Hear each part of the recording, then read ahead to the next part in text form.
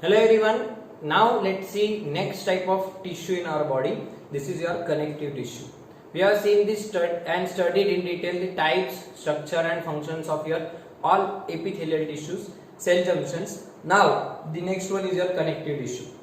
There are four types of tissues in our body: epithelial tissue, connective tissue, muscular tissue and nervous tissue. तो अपन second वाले पे है जो सबसे बड़ा पार्ट है अपने पूरे चैप्टर का, connective tissue. As the name suggests, connective means it connects different parts of body. So main function of this tissue will be connecting the body parts, connecting the structures, connecting bones, bodies, etc. जो भी रहेगा organs, इनको connection करने का, इनमें communication के लिए connection या फिर उनको एक दूसरे से प्रॉपर पोजिशनिंग करने के लिए सिर्फ कनेक्शन का काम करने वाला जो टिश्यू है, that is your connective tissue. It helps in connecting the body parts or body organs with the structures, adjacent structures, that is known as connective tissue. Okay, it forms about 30% of total body weight. Total body weight का कितने percent रहता है? अकेला ये 30%. एक point नहीं लिख के रख लो. इपिथेलियल टिश्यू सिर्फ 10% रहेगा. Then your connective tissue will form 30% of total body. Then muscular tissue is 50%. 50% अपने बॉडी में मसल्स ही है. तुम्हारा जो आधा वजन है 50% वो मसल्स की वजह से, 30% वजन आपका कनेक्टिव टिश्यू की वजह से, और बचा रहा जो 10% है, 50 and 80, 90 plus 10, that is your nervous tissue. मतलब ब्रेन वगैरह, नर्व्स वगैरह आपकी बॉडी में 10%. तो इस तरीके से 4 टिश्यू ने तुम्हारी बॉडी बनाने वाली है, जिसमें 30% पार्ट अपना कनेक्टिव टिश्यू और सिर्फ 10% भाग तुम्हारा स्किन, एपिथेलियल टिश्यू वगैरह से बना लगा. Okay, so this is what the percentage. Then what is connective tissue? It helps in connecting different body organs. Connection बनाने का काम करेगा, supporting different body organs, okay, body parts with each other. So that is the main function of this connective tissue. Okay, then each connective tissue, अपन जो भी types देखने वाले हैं, of them, all of them will have 3 things: matrix, cells and fibers. 3 चीजों से बनाना रहेगा हर connective tissue: matrix, cells and fibres. Epithelial tissue में 2 ही चीजें थी, बेसमेंट मेम्ब्रेन और उसके ऊपर सेल्स. इपिथेलियल टिश्यू में 2 ही चीजें थी, बेसमेंट मेम्ब्रेन और उस पे सेल्स. इसके अलावा कुछ नहीं था उसके पास, राइट? अब क्या रहेगा? इनके पास खुद का मैट्रिक्स रहेगा, मतलब इनके पास खुद का साइटोप्लाज्म के जैसा मटेरियल रहेगा. उसमें कुछ सेल्स पड़े रहेंगे, उसमें कुछ सेल्स रहेंगे, प्लस उसमें फाइबर्स रहेंगे. उसमें फाइबर्स रहेंगे. आपके घर में आलू की सब्जी जो बनाते हैं वो इमेजिन करो, वो आलू की सब्जी जो रहती, ओके, उसमें रस्सा रहेगा तुम्हारा भाजी का, राइट? कुछ तो भी ग्रेवी रहेगी, वो हो गया तुम्हारा मैट्रिक्स. उसके अंदर कुछ तो भी तुम कोरिएंडर, कोथमीर वगैरह डाले रहेंगी, वो फाइबर्स हो जाएंगे, पत्तियां वगैरह, कड़ी पत्ता वगैरह. और आलू विलू बोले तो आलू वगैरह मतलब सेल्स हो गए उसमें. ठीक है, तो इस तरीके से एक मैट्रिक्स रहेगा, मसालेदार मैट्रिक्स रहेगा, फिर उसके अंदर फाइबर्स और सेल्स. 3 चीजें रहेंगी: matrix, cells, fibres. Every connective tissue will have matrix, cells and fibres. They are widely distributed in body. They are widely distributed in your body and they are vascular tissue. All are vascular tissue means they are all are supplied with blood vessels. They are having their own blood supply. They are innervated, मतलब उनको भी nerve supply रहेगा, और वो तो जरूरी चाहिए, brain से कनेक्टेड रहने चाहिए वो innervated tissue, right? All the connective tissues will have fibers except blood. Except blood. क्या बोला मैंने? Blood is connective tissue. लेकिन ब्लड में क्या रहता? किसी के ब्लड में फाइबर रहते कि कभी आपको मार लगा ब्लड में से फाइबर्स निकलेंगे, किसी के धागे धागे निकलते कि कभी नहीं. Blood is a connective tissue, but this tissue is having only cells and matrix. Plasma रहता है उसमें लिक्विड, और प्लाज्मा के साथ में मैट्रिक्स के साथ में सेल्स रहते हैं उसके अंदर, राइट? सिर्फ सेल्स रहेंगे. सो प्लाज्मा और सेल्स, आरबीसीज, डब्ल्यूबीसीज, उसमें फाइबर्स नहीं रहते. So blood is the exception for this connective tissue where only matrix and cells are present, fibres are absent. Fibres are absent. तो आपको एमसीक्यू में पूछेंगे इनमें से कौन से कनेक्टिव टिश्यू में फाइबर्स नहीं मिलते. So fibres are not found in blood. Matrix and cells and fibers are present in all connective tissue except blood where only matrix and cells are present. Fibers are not secreted by the cells. उसके जो cells रहते हैं fibre secrete नहीं करते. ठीक है, then let's come to its classification, what we are going to study. So classification of connective tissue chart बना के रख लो, मैं एक के बाद एक चालू रहूंगा इसके अंदर. So connective tissues are classified into 3 broad categories. First is connective tissue proper, connective tissue skeletal and connective specialised connective tissue, specialised connective tissue. Proper में क्या आएंगे तुम्हारे, प्रॉपर के अंदर वापस से दो टाइप्स रहेंगे, लूज कनेक्टिव टिश्यू और डेंस कनेक्टिव टिश्यू, लूज और डेंस कनेक्टिव टिश्यू। फिर स्केलेटल के भी और टाइप्स रहेंगे। लूज के अंदर आएंगे तुम्हारे और टाइप्स, लूज में रहेंगे एरियोलार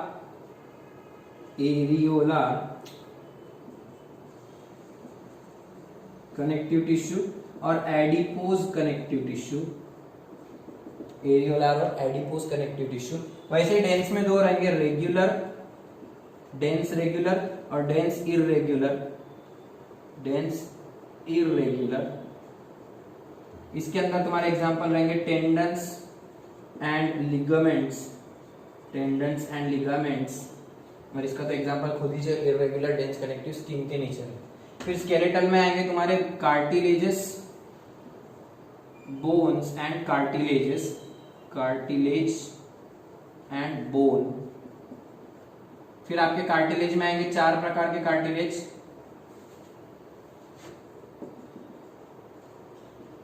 चार प्रकार के कार्टिलेज इधर आएंगे तुम्हारे, hyaline cartilage, elastic cartilage, fibro cartilage और कैल्सिफाइड कार्टिलेज, चार प्रकार। ठीक है। बोन्स में अपने टाइप्स रहेंगे, कॉम्पैक्ट बोन और फ्लैट बोन्स, लॉन्ग बोन्स। ठीक है। फिर स्पेशलाइज में आएगा ब्लड एंड लिम्फ, स्पेशलाइज में आएगा ब्लड एंड लिम्फ। और स्पेशलाइज का पूरा डिस्कशन अपने को सर्कुलेशन चैप्टर में देखने का है, बॉडी फ्लूइड्स एंड सर्कुलेशन, तो अपन इसका पूरा डिस्कशन वहां पे देखेंगे। ब्लड के बारे में सब कुछ चीजें तुमको वो चैप्टर में बताऊंगा, ये चैप्टर में इवन डिस्कस कराया भी नहीं है, बट जो छोटा मोटा बताया थोड़ा बहुत मैं तुमको बता दूंगा। अदरवाइज ब्लड और लिम्फ के बारे में पूरी जानकारी अपने को वो चैप्टर में मिलेगी, तो इसके एमसीक्यूज भी तुमको वहां पे से सॉल्व करे तो भी जमेगा। ठीक है। So blood and lymph, these are the two. So this is what the types of connective tissue, proper, skeletal और specialized. Proper connective tissue किसको बोलते हैं, जिसमें exactly ये तीनों चीजें रहती है, मैट्रिक्स, सेल्स और फाइबर्स। प्रॉपरली ये चीजें दिखेंगी तुमको, वो तुम्हारे बॉडी में प्रॉपर कनेक्शन का काम करेगा, ग्लूइंग का काम करेगा। So that is called proper connective tissue. इसमें भी दो प्रकार रहते हैं, लूज और डेंस। लूज मतलब क्या है, इसके सेल्स लूजली अरेंज रहेंगे, मैट्रिक्स फैला रहेगा, सो ज्यादा पतली सब्जी बना देने का वो लूज कनेक्टिव टिश्यू। और डेंस कनेक्टिव टिश्यू मतलब ज्यादा ग्रेवी थिक बनाने का, उसमें बड़े बड़े सब्जी अपने आलू वगैरह एकदम कम रस्से वाली सब्जी बनाने का, मैट्रिक्स कम रहेगा, सेल ज्यादा डेंस रहेंगे, फाइबर्स बहुत डेंस रहेंगे, वो हो जाएगा डेंस कनेक्टिव टिश्यू। इसमें मैट्रिक्स ज्यादा और उसमें सेल्स कम, फाइबर्स कम, इसमें मैट्रिक्स कम, सेल्स भी ज्यादा, फाइबर्स भी ज्यादा। ठीक है। इसके एग्जांपल एरियोलार और एडिपोज कनेक्टिव टिश्यू, यही आज अपने को देखने का। देन रेगुलर और इसके एग्जांपल इरेगुलर। अब रेगुलर में क्या रहेगा, इरेगुलर में अपन जैसे जैसे आगे बढ़ेंगे मैं तुमको फिर से क्लासिफिकेशन बताऊंगा। अब इसके भी क्लासिफिकेशन आगे आएंगे तो तुमको याद ही हो जाएंगे, पूरा चार्ट ही लर्न हो जाता, टेंशन मत लो। अपन स्टार्ट करते यार areolar connective tissue. Areolar connective tissue is the first simplest type of connective tissue. If you come to understand its structure, then it will be easy to know or to understand the structure of other connective tissues. इतना आसान है, अगर ये समझ गया तो बाकी के सब इजी है। अपने को बस इतना समझने का मैट्रिक्स क्या रहता है, इसमें सेल्स क्या रहते हैं और फाइबर्स क्या रहते हैं। बाकी का तुम्हारे को पूरा का पूरा ऑलमोस्ट ऐसा चेंज होगा, थोड़ा सा सब्जी का थोड़ा सा टेस्ट बदलेगा, सब्जी के अंदर का मेन इंग्रेडिएंट बदलेगा। अदरवाइज सब्जी बनाने की तो टेक्निक सेम ही रहती है ना घर पे। अब तुम बोलेंगे सर बार बार सब्जी क्या हो रही, भूख लगे क्या? नहीं, ये समझने के लिए आसान है। अपने को कभी सब्जी बनाने की है, कभी अपने को बिना रस्से की सब्जी बनाने की है, कभी एकदम ठीक ऐसी सब्जी बनाने की है जो तुम्हारे हाथ से बनती मुझे मालूम है, और कभी कभी मैगी बनाने की है, कभी जलाने की भी है मैगी। समझ रहे, जला देते मैगी, 2 मिनट की मैगी 20 मिनट रख के देखो, बहुत भारी टेस्ट आता, गालियां मिलेंगी अल्लाह, वो मेरा नाम नहीं लेने का फिर वो टाइम पे। Areolar connective tissue, what is areolar connective tissue? As the name suggest, first वाला देखते हैं अपन, एकदम आसान सब्जी बनाना सिखा रहा हूं मैं। शेफ लखन सर आपको आज सब्जी बनाने सिखा रहे हैं, तो आलू की सब्जी बनाने के लिए लगने वाला सामान आलू, मूड, सब्जी बनाने का मूड भी लगता है। फिर उसके बाद आपको मसाले लगेंगे, गैस लगेगा, फिर कटिंग वगैरह के लिए आपको बाकी के चीजें, नाइफ वगैरह, ठीक है, और एक बर्तन, ठीक है, और फिर आपका सब अब शुरू करने का, पानी वगैरह लेने का, मसाले वगैरह सब आ गए उसके अंदर, ठीक है। कैसा करते हैं, पहले आलू उबाल लेने का, कट आधे आधे कट करके उबाल लेने का, उसको 1 सीटी 2 सीटी दे देने कुकर में, या उबालने के बाद में आलू के छिलके निकाल दो, ठीक है। उसके बाद फिर उसको बर्तन रखो, बर्तन के अंदर तेल, राई, जीरा वगैरह डाल दो, फिर उसको मस्त फोड़नी देने का है, राइट। और फोड़नी देने के बाद उसको मस्त एक उसमें हल्दी मिर्ची डाल दो, और फिर कड़ी पत्ता वगैरह डाल के आलू डाल दो। नमक अभी नहीं डालने का, नमक लास्ट में डालने का, बराबर है। और फिर आलू डाल दो, उसको मस्त एकदम पूरा फ्राई करो, थोड़ी देर उसको ढक के रखो, उसमें कड़ी पत्ता कोथमीर डालो, और फिर आप नमक डालो टेस्ट के हिसाब से, और उसमें पानी डाल के, गर्म पानी डालो, ठंडा पानी डालेंगे तो थोड़ा टेस्ट अलग आता, गर्म पानी डालेंगे तो टेस्ट मेंटेन रहता। गर्म पानी डाल दो और फिर उसको ढक के रख दो, और कुछ समय के बाद आपकी आलू की सब्जी तैयार, राइट। ज्यादा पानी मत डालो। ये हो गया आपके आलू की भाजी बनाने की टेक्निक। Thank you. ओके, अब ये आलू की भाजी खा के देखो, मालूम मुझे तुमसे तुम्हारे हाथ की भाजी तो खाई नहीं जाएगी, कितनी खतरनाक बनाई होगी तुमने, but this is the general technique of making the आलू की भाजी, राइट। अभी आलू की भाजी बनाने के लिए लगने वाली चीजें होने के बाद अब तुमको आलू की भाजी यहाँ बना के बताता हूँ। What is areolar connective tissue? It is present below your skin. ये जो स्किन है, राइट, स्किन के नीचे मसल्स है, और मसल्स के नीचे बोन है, बराबर है। तुम्हारा हाथ है अगर ये ऐसा, तो यहाँ पे स्किन है, फिर इसके नीचे यहाँ पे मसल्स है, और फिर तुम्हारी हड्डी है, राइट। फिर इधर से भी मसल्स है, और फिर इधर से तुम्हारी स्किन है, करेक्ट। तो तुम्हारी जो स्किन और ये मसल्स, इनके बीच में जो एरिया है, स्किन और मसल्स के बीच में बोल रहा मैं, ठीक है। This is skin, these are muscles, and this is bone, then again muscles, and this is skin. So this area is covered. ये जो स्किन है, मसल्स को अटैच है, स्किन मसल्स को अटैच है, so there is your areolar connective tissue. वहां पे तुम्हारा एरियोलर कनेक्टिव टिश्यू रहता है, plus irregular dense connective tissue भी रहता है वहां पे। सो एरियोलर कनेक्टिव टिश्यू जहां जहां तुम्हारे पूरे बेली साइड, गर्दन, जहां जहां फैट रहेगा तुम्हारे, वहां पे फैटी एरिया के आसपास फैटी टिश्यू तो रहेगा ही, प्लस बीच बीच में एरियोलर कनेक्टिव टिश्यू रहेगा। कहाँ पे लोकेशन ध्यान में? So it is present just below the skin, in between skin and muscles, around your body organs, belly side, waist, पैर, ओके, थाइज, ऐसी जगह पे तुम्हारा एरियोलर सीटी रहेगा। ओके, अब ये कनेक्टिव टिश्यू कैसा बनाना रहता? अगर मैंने यहाँ की स्किन, ये स्किन के ओपन करा, मैंने फट गई स्किन ऐसी ओपन कर, उसके नीचे मुझे जो लेयर दिखेंगी व्हाइट कलर की, वो लेयर मैंने निकाल के ऑब्जर्व किया। अगर मैंने उसको माइक्रोस्कोप के नीचे उसका टिश्यू का एग्जामिनेशन किया, सो मुझे उसके अंदर क्या रहेगा, ऐसा लिक्विड दिखाई देगा। टिश्यू के अंदर पूरा लिक्विड लिक्विड लिक्विड लिक्विड रहेगा, ठीक है। वो लिक्विड के अंदर मुझे कुछ सेल्स दिखेंगे और कुछ फाइबर्स दिखेंगे। ओके, अब सेल्स 4 प्रकार के, ये जो पहले टिश्यू, ये जो दिख रहा material, it is called matrix. उसको क्या बोलेगा? मैट्रिक्स। 3 चीजें बता रहा हूं, मैट्रिक्स, सेल्स और फाइबर्स। एक ही टिश्यू, आज का समझ के लो, आने वाले सब इजी जाने वाले तुम्हारे। सो मैट्रिक्स किसको बोलेगा? It is simply ground substance. It is simply ground substance. तुम्हारी ग्रेवी बना रहे अपन अभी, पहले मैंने तेल चटनी डाला ना, मिर्ची वगैरह, उसमें राई, जीरा, अदरक, लहसुन डाला, और अदरक लहसुन भूल गया तो बोला क्या, याद से डालो, वो टेस्ट नहीं आएगा। तो उसके अंदर फिर वो डालने के बाद पानी डाल दिया था मैंने, और उसको थोड़ा उबलने दिया था, राइट। या कुछ लोग क्या करते, पहले पानी उबाल के फिर आलू डालते, वो तो और ज्यादा गलत बनती सब्जी। अपन ने पहले क्या किया, मसाले डाले और उसको थोड़ी देर पकने दिए मसालों, तो वही मसाले बना रहा है। Ground substance made up of polysaccharides, made up of polysaccharides such as your hyaluronic acid. Hyaluronic acid, it is heteropolysaccharide, हेटेरोपॉलीसैकेराइड, और दूसरे भी पॉलीसैकेराइड्स रहते। अगर आपको बायोमोलिक्यूल चैप्टर याद आ रहा होगा, मैंने वहां पे नाम दिया था होमोपॉलीसैकेराइड्स। हेटेरो के एग्जांपल में हाइल्यूरोनिक एसिड, वो यहाँ पे प्रेजेंट रहता है। बहुत जगह रहता है अपनी बॉडी में हाइल्यूरोनिक एसिड। ऐसा मत समझो सिर्फ स्पर्म के ओवम के कवरिंग में रहेगा। Hyaluronic acid is present all around your body. Okay, so it is present in this matrix along with some other minerals, water, ions, वो सब रहते हैं उसमें, ठीक है। This is simply about your matrix. It is secreted by the cells of CT. Connective tissue के जो cells है वो खुद ही उसको secrete करते हैं, and that cells are called fibroblasts. Secreted by cells of connective tissue, and that cells are known as fibroblasts. उन sales को क्या कहेंगे, फाइब्रोब्लास्ट। देखो कैसे रहते हो फाइब्रोब्लास्ट, ऐसे ऐसे इरेगुलर शेप के रहेंगे, ठीक है, fibroblast. Generally they are star shaped, generally they are star shaped, generally they are star shaped. तुम बोलेंगे कौन से तारे sir, I know they are not stars, but उनको इस तरीके से प्रोसेसेस रहती, वो इस तरीके के खींचे वाले दिखते। क्यों? क्योंकि उनके अंदर से ना सिर्फ ये सीक्रेट होता मैट्रिक्स, बल्कि उनके अंदर से फाइबर्स भी सीक्रेट होते, वो फाइबर्स भी छोड़ते। उनके अंदर फाइबर्स तैयार करेंगे और धागे धागे निकलते हैं, तो धागे खींच खींच के निकालेंगे तो कैसा हो जाएंगे। तुमने कभी आटा जो रहता रोटी का, आज पूरा किचन का काम है, रोटी का जो आटा रहेगा तुम्हारा बनाया वाला, वो आटे को खींच के निकाले तो एक ऐसी लंबी सी प्रोसेस निकलती, वो आटा खींचे जाता है ऐसा। तो इसमें से अगर तुम फाइबर खींच के निकालेंगे तो इसकी स्किन ऐसा खींचे जाएंगी ना, राइट। सो इसकी भी स्किन ऐसी खींची जाती, तो इसके फिर ऐसे प्रोसेसेस रहते, इसको लॉन्ग प्रोसेसेस आते। Okay, so that fibroblast they secrete matrix as well as fibres.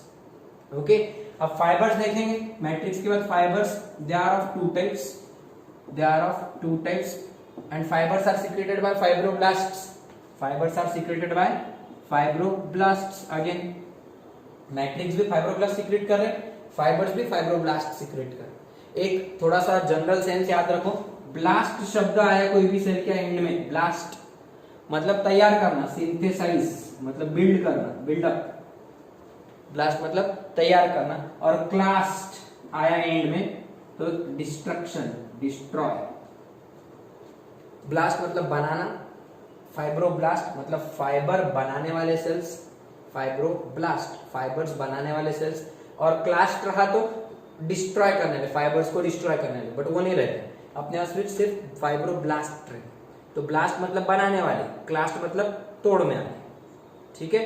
सो ये कैसे सेल्स है, बनाने वाले सेल्स है। क्या क्या बनाते, matrix as well as fibres.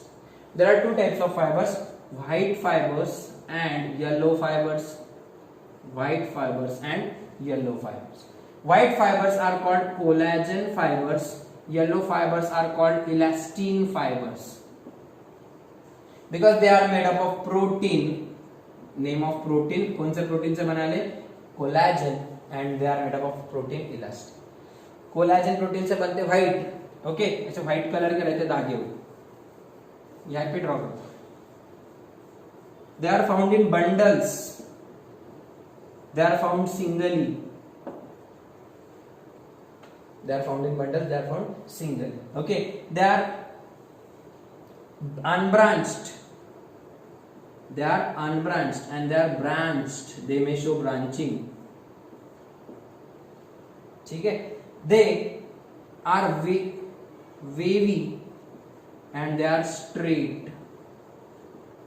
Wavy कैसे रहेंगे, मतलब ये ऐसे ऐसे ऐसे ऐसे रहेंगे, उसका दूसरा उसके बाजू से रहेगा, उसका तीसरा, and they are found in bundles, तो बंडल्स में रहेंगे तो एक साथ ऐसा बंच में रहेंगे वो फाइबर्स।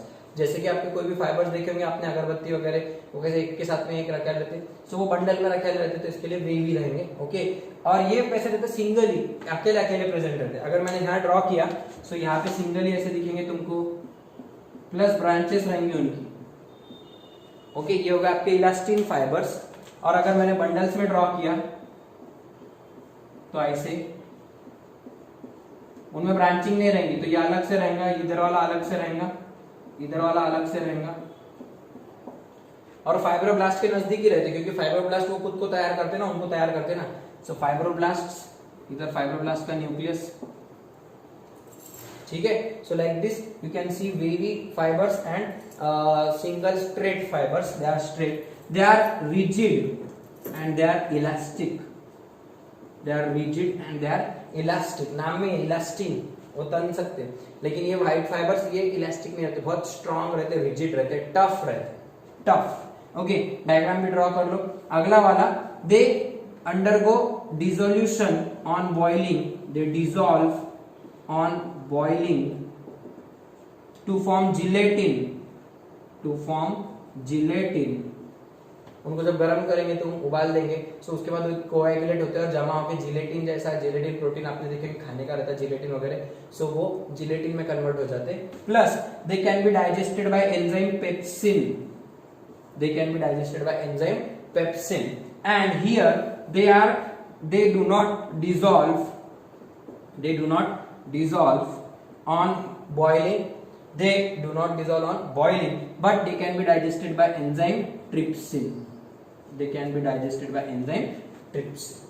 ये पेप्सिन से डाइजेस्ट हो सकते हैं, इनको तोड़ने का रहा तो पेप्सिन स्टमक में रहता वो उसको तोड़ देता, और ट्रिप्सिन थोड़ा आगे रहता है इंटेस्टाइन में, वहां जाके इनका डिसोल्यूशन हो जाता है, वहां जाके इनको डिस्ट्रॉय कर सकते हैं। क्योंकि जो नॉन वेजिटेरियन लोग रहेंगे वो ये फाइबर्स भी खाएंगे ना, स्किन वगैरह खाएंगे, तो उनके पेट में ये फाइबर्स को तोड़ने के लिए ये एंजाइम रहता कोलेजन को तोड़ने के लिए, और ये एंजाइम रहता इलास्टिन को तोड़ने के लिए। ठीक है, सो दोनों फाइबर्स में डिफरेंस कैसे याद रहेगा?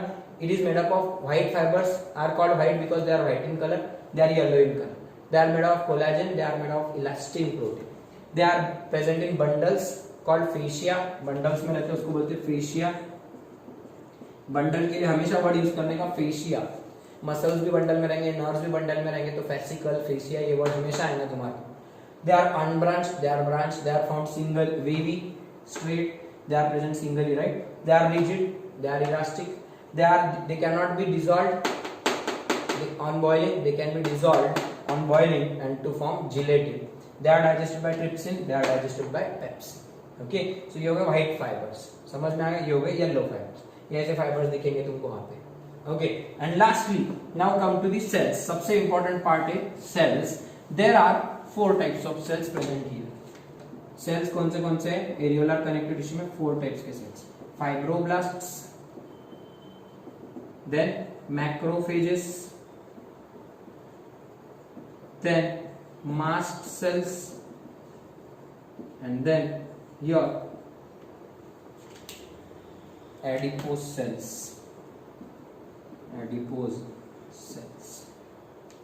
Okay, फाइब्रोब्लास्ट अभी अपन ने देखे, they are star shaped largest cells, सबसे बड़े सेल्स रहते हैं, लार्जेस्ट साइज में सबसे बड़े बड़े। They have a central located nucleus, single nucleate रहेगा, plus they secrete fibres and matrix,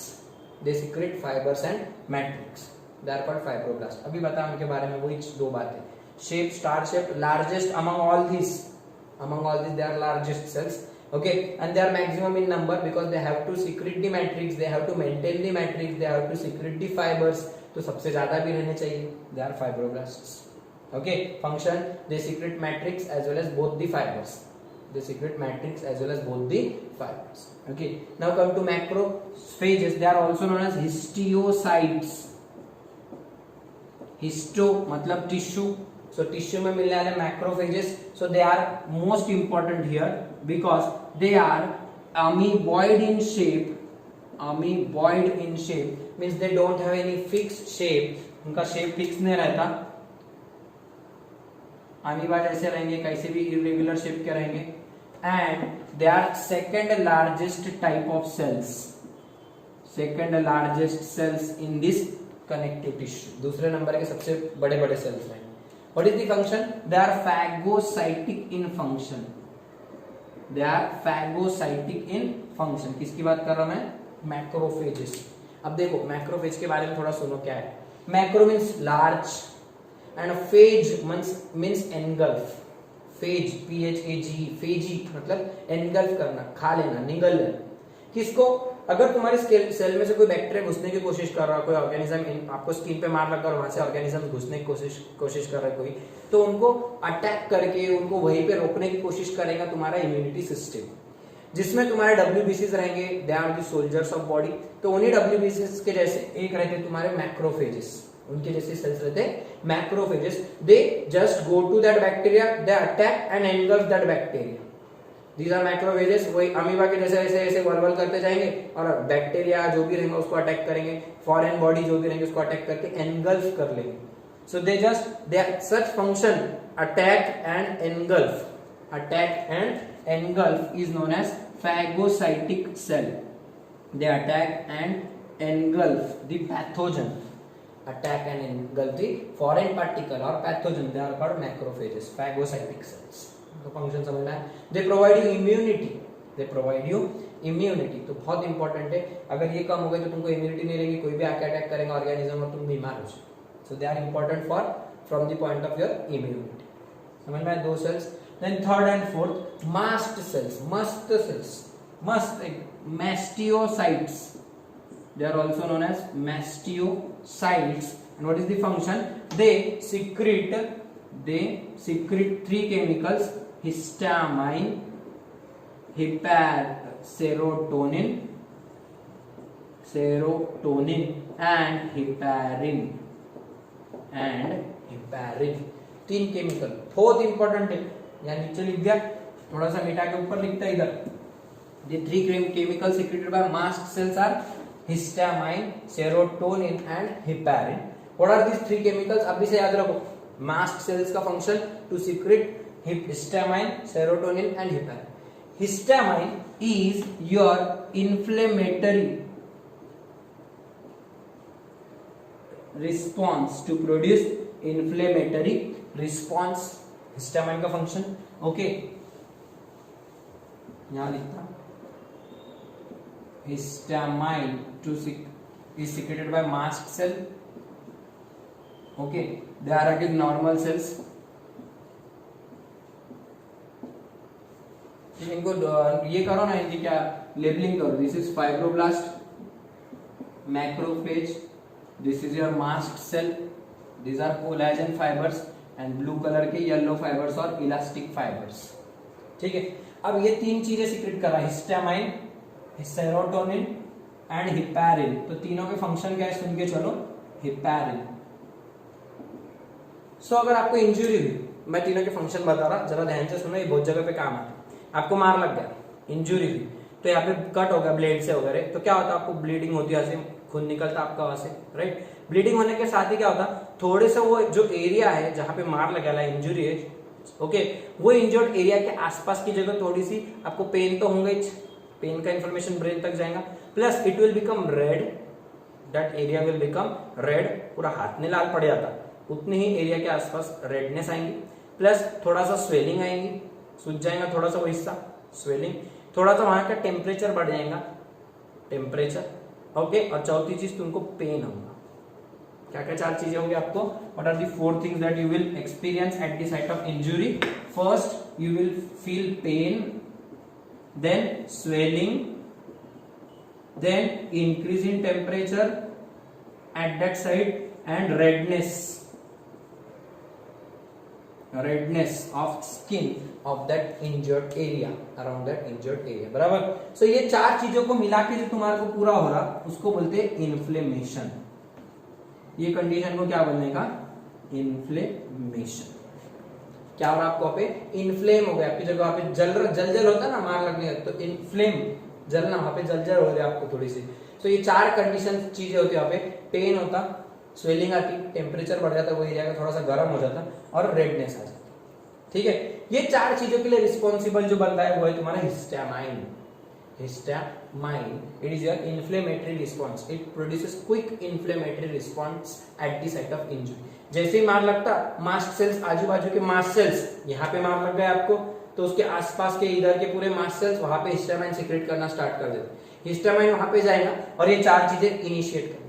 pen का मैसेज तो कटिंग के साथ ही जाने लगेगा सेल्स को इंजरी होने के बाद. स्वेलिंग होने लगेगी. अब स्वेलिंग कैसे होती, तो जहां मार लगे आला है, अब यहाँ पे आपका, यहाँ पे इंजरी हो गई थी, ठीक है, तो यहां से ब्लीडिंग तो स्टार्ट हो जाएंगी.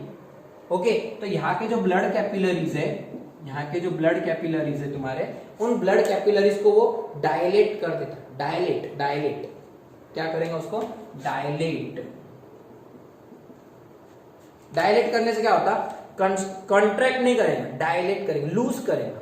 ब्लड कैपिलरीज आपके ट्यूब्स है, बारीक बारीक पतले पतले से गोल गोल ट्यूब्स है, ठीक है, पाइप लाइक. वो ट्यूब्स अगर कॉन्ट्रैक्ट ऐसे डायलेट हो गए, मतलब बढ़ जाता उनका डायमीटर, वो ढीले हो जाते, उनमें से ब्लड बाहर निकलने लगता, प्लाज्मा बाहर निकलने लगता, पानी जैसा एकदम लिक्विड वहां से बाहर निकलने लगता ब्लड में से.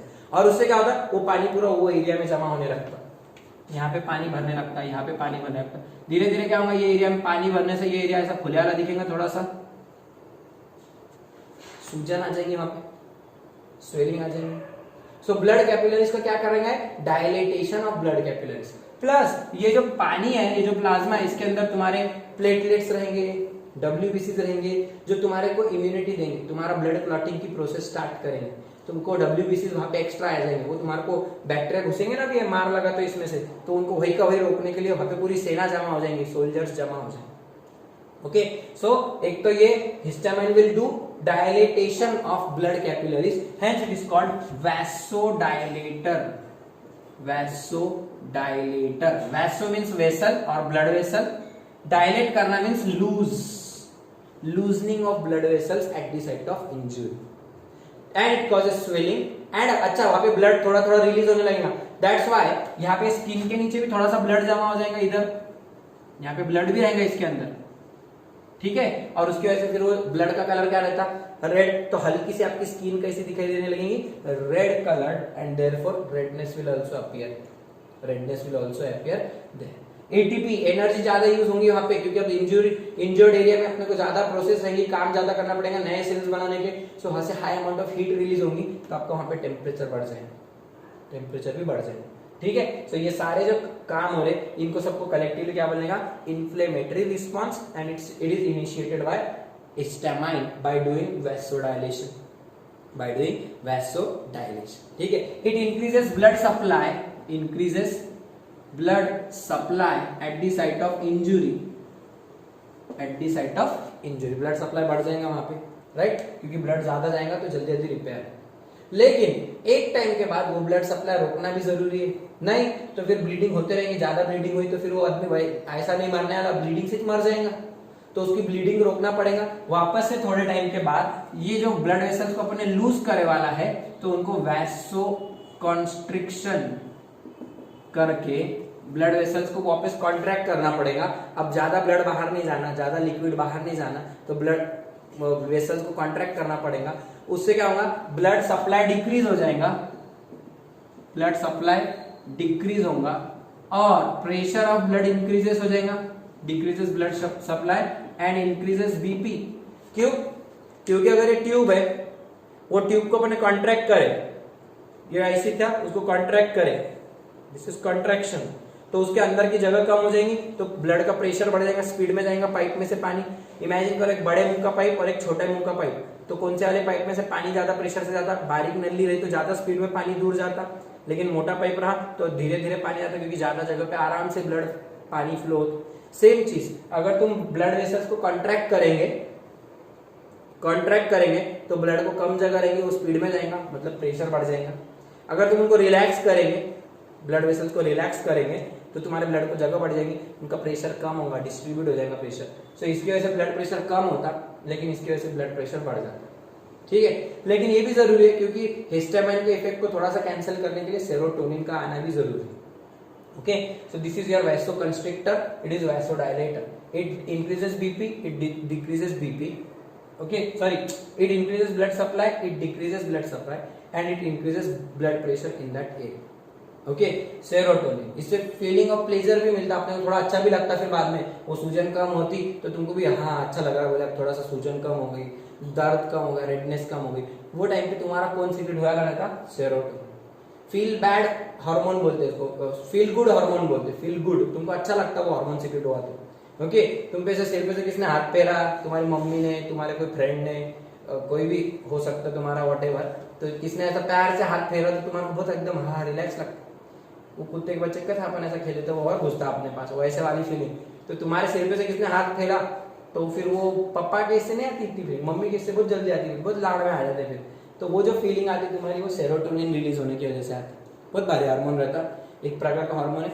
सो इट इज वैसो कंस्ट्रिक्टर, अपन मस्त एकदम ऐसे बहुत अच्छा फील करते हैं ये सीक्रेट होने से। सो मार के पास भी अगर ये सीक्रेट होगा थोड़ी देर बाद अपने को अच्छा लगेगा, ठीक है। मार लगा वो अच्छा नहीं लगेगा, लेकिन हाँ वहां पे अब पहले से तो थोड़ा रिलैक्स से बोलते हैं, that is due to serotonin. Lastly heparin, अभी अलग फंक्शन है इसका, मार्केट टाइप में फंक्शन है। It is natural anticoagulant, natural anticoagulant, natural anti coagulant.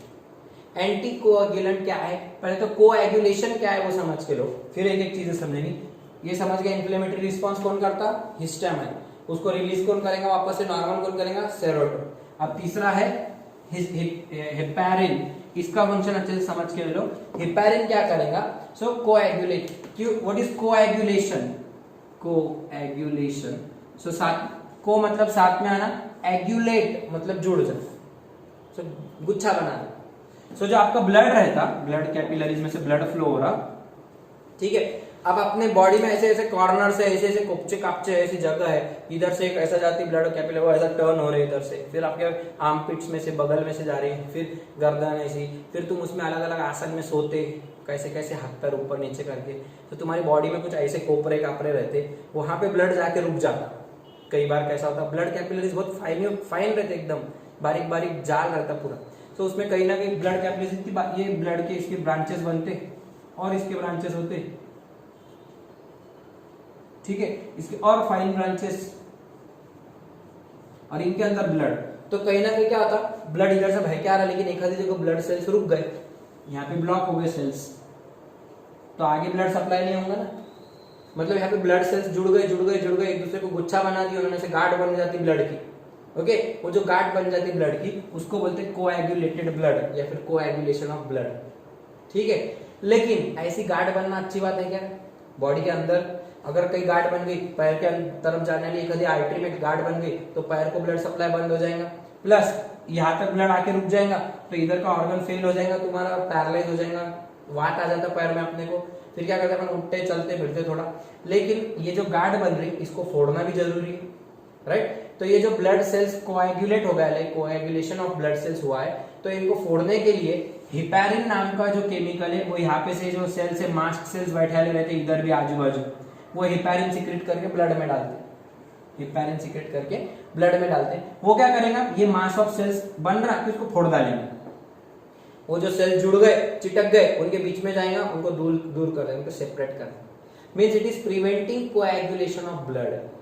Heparin का function to prevent coagulation of blood within the body, to prevent coagulation of blood within the body, hence it is called natural anticoagulant, hence it is called natural anticoagulant which prevent coagulation of blood, clumping of blood बोलते इसको, blood के गांठ बनना, गुत्थे बनना, brain में नहीं कि haemorrhage हो जाता, कोई तो खून की गांठ बन जाती ब्रेन में, तो उसको भी हिपैरिन के इंजेक्शन देते रहते, तो ऐसी कोशिश करते कि हिपैरिन से वो खुल जाएगा, उसका ब्रेन हेमरेज कम हो जाएगा। तो इसके लिए ये बहुत इंपॉर्टेंट है। अगर तुम्हारी बॉडी में हिपैरिन नहीं रहा तो किधर भी गांठ होंगी तुम्हारी बॉडी में, और तुम्हारे को एक जगह हिमोरेज हो जाएगा, कहीं से भी ब्लड की गांठ बन के बड़ी बड़ी बीमारियां हो सकती है। तो इसके लिए हिपैरिन बहुत इंपॉर्टेंट केमिकल है, because it prevents clotting of blood with in the body. It supports नहीं, it prevents the clotting of blood within the body, hence it is said to be natural anticoagulant। समझ में आया? So these are the three chemicals। एक blood pressure कम करेगा, एक blood pressure बढ़ाएगा, एक वैसोडाइलेटेशन करेगा हिस्टामाइन, एक वैसोकंस्ट्रिक्शन करेगा, और एक है तो ब्लड को क्लॉट होने से प्रिवेंट करेगा with in the body for normal flow of blood, this is required. Okay, ये दोनों तो इम्यूनिटी से रिलेटेड है, ये अपने अंदर की इंटरनल इम्यूनिटी से रिलेटेड है, normal functioning of circulatory system के लिए जरूरी है। Okay, so these are the chemical secreted by mast cells. Okay, and lastly your adipocytes, last type के cells adipocytes, as the name suggest, adipocytes, adipocytes, adipo मतलब fat, एडिपो मतलब fat, fat मतलब इसमें fat store होना रहेंगे तुम्हारे body में, जो कोई भी फैट स्टोर वाला रहता, राइट। सो मोटे लोग जो रहते हैं, ओबेस लोग, तो उनकी बॉडी में जो फैट है it is stored in adipocytes. ये सेल्स कैसे रहते हैं, एक सेल है ऐसी, उसके अंदर न्यूक्लियस एकदम साइड में चले जाता, क्यों? क्योंकि उसके अंदर फैट का एक बड़ा सा ग्रेन्यूल ग्रो हो जाता, ये पूरा फैट रहता, ये पूरा फैट है, तेल की एक बड़ी बूंद है, ऑयल घी की बूंद इमेजिन करो, और आजू बाजू पूरा साइटोप्लाज्म एक रिंग जैसा रह जाता, न्यूक्लियस भी एकदम साइड में चले जाता। तो ये सेल एडिपोसाइट्स में खासियत रहती कि उनका nucleus eight periphery, nucleus eight periphery, why? Because it is deposited with fat. यहाँ पे एक फ्लैट है, पहले फैट का एक ग्रैन्यूल डिपॉजिट होगा, फिर दूसरा होगा, फिर तीसरा होगा, ऐसा जुड़ के ये फैट के पूरे जुड़ जाते और एक बड़ा सा फैट का ग्रैन्यूल तैयार हो जाता। Large fat granule is deposited in the cell, stored in the cell, and hence nucleus gets shifted to periphery. Cytoplasm becomes ring-like, एक रिंग के जैसा बन गया cytoplasm, ring like cytoplasm. Okay, so ये है तुम्हारा एडिपोसाइट, ये पूरा फैट है ब्लू कलर का, आजू बाजू ब्लैक कलर का पूरा साइटोप्लाज्म है उसके बीच में, ब्लैक लाइन के बीच में. This is your adipocyte. Function storage of fat, storage of fats. Fat store हुआ, fats act as reserve food material, insulator. अपन ने बायोमोलिक्यूल्स में देखे थे function. So they act as reserve food material, insulator to body. Heat provide करेंगे, heat से loss को prevent करेंगे, ठंडी नहीं बजेंगे मोटे लोगों को ज्यादा, ऐसा रहता. Right. So this is the function of adipocytes and this is what your complete. इधर एक एडिपोसाइट ड्रॉ कर देना इसी साइड में. This is fat and this structure जो तुमको एनसीईआरटी में दिया बोर्ड में बार बार फोटो आ रही थी, आप देख रहे थे, वो areolar connective tissue. Why it is called areolar? Because air pockets, इसमें बीच बीच में गैप बहुत है. देखो ये गैप है, ये गैप है, यहाँ पे मैट्रिक्स बहुत पड़ा है, ऐसा एयर जैसे बहुत सारे गैप्स है, बहुत लूज रहता है ये. It is therefore divided and described under loose connective tissue. उसमें भी areolar connective tissue. Okay. So cell समझ में आए 4: फाइब्रोब्लास्ट, मैक्रोफेजेस, मास्ट सेल्स और एडिपोसाइट्स. 2 फाइबर्स से कोलेजन फाइबर्स और इलास्टिन फाइबर्स, और उसके अंदर मैट्रिक्स. राइट. ये सब मैट्रिक्स, ये पूरा जो स्ट्रक्चर था, this is the structure of areolar connective tissue. Okay. सो यहां तक आप करो. इतना होने के बाद adipose connective tissue and other connective tissues will study it in our next lecture.